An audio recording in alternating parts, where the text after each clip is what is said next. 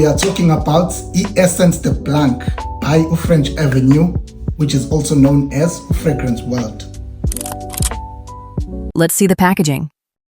So bafethu, talking about the presentation, this fragrance comes in this box, and I know bafethu ibhokisi lami is a bit up. Ngoba lithanda ukuba lidala. I've used that for quite some time. So this is the box. This is what it looks like. Okay. And then here in the back, you get some notes. French Avenue. So this is another thing that causes this fragrance to be ahead of the other ones. It's the presentation. The presentation bafethu, it rocks. And then when you open it,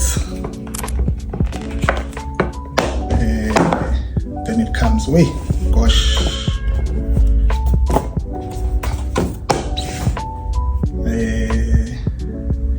This is it here.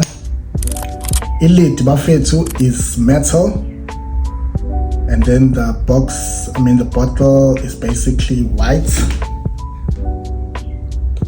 It's white, and then lihle bafethu ibhodlela. The presentation basically lana is 100% the presentation. Let me bring it closer to the skin.